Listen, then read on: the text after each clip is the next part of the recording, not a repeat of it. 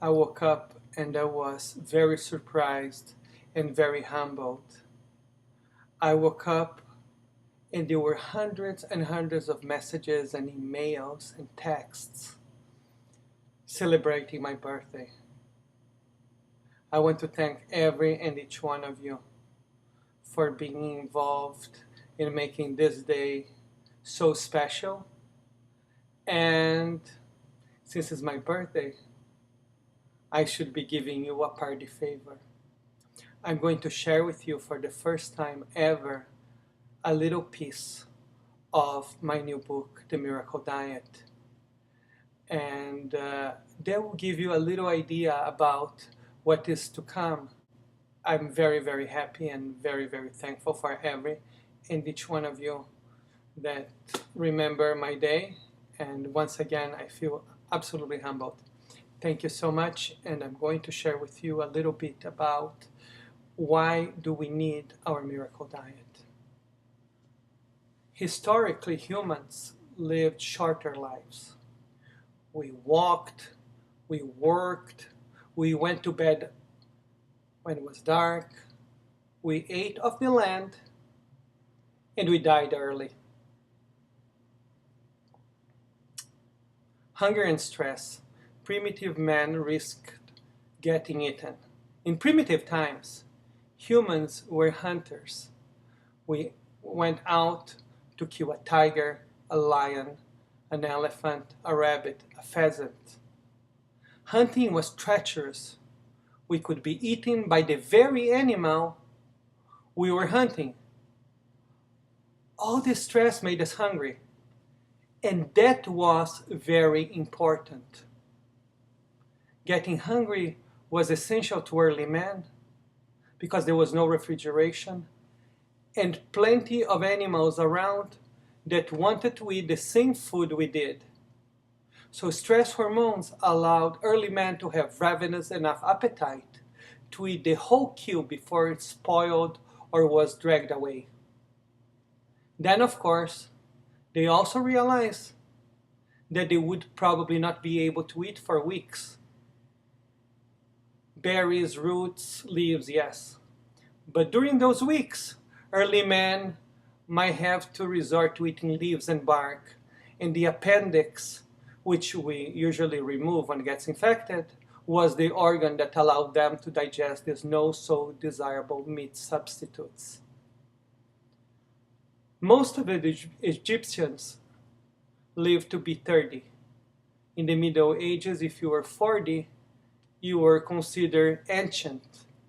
Bottom line, people rarely live to be an old man like me of 42. 50% of people die before 20. And in the Middle Ages, 30% of the babies die before they were 2. Many women die in childbirth, many men die in wars, but those who survived often live to be 60, 70 or older. There are parish registries with records of people who live to be well over 100 years old. People in the Middle Ages had it in them to live long lives.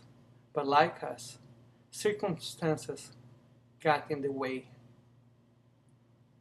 So where does United States rank in longevity? If you live in Swaziland today, your life expectancy is 31 years old.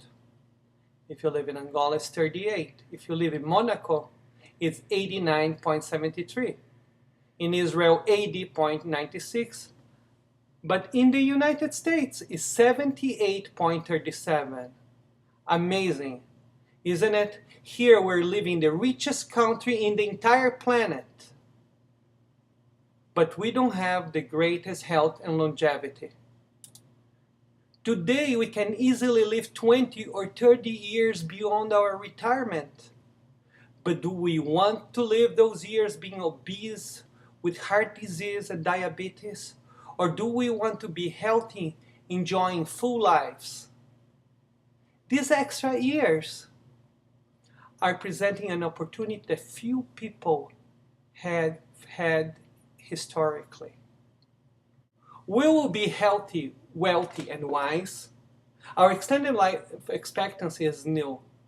And do we know what to do with all those extra years? How to eat for our 21st century sedentary lifestyle, consuming cheap, convenient foods in abundance, or how to pay for our medical care and our many years in retirement. Why? Because we would probably have been dead by this age. Today's stress still makes us hungry, and it can be deadly too.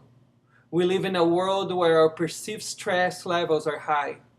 Work demands, our family demands, phone calls, emails, and texts. Meeting and workouts. We take work stress with us wherever we go, thanks or no thanks to our cell phones and laptops. Today we can stop at a restaurant, drive-thru, fast food, takeout, or convenience store on almost any corner, and for $5 or $6 purchase more calories, sodium, and fat that our ancestors probably consumed in months. Cheaper and more convenient, but much more life-threatening in other ways. Obesity, heart disease, diabetes, arthritis, and more. Forget about those lions and tigers. These diseases are far more dangerous and lethal. Men spent thousands of years starving. They starve, and then they feasted. Then they starve again.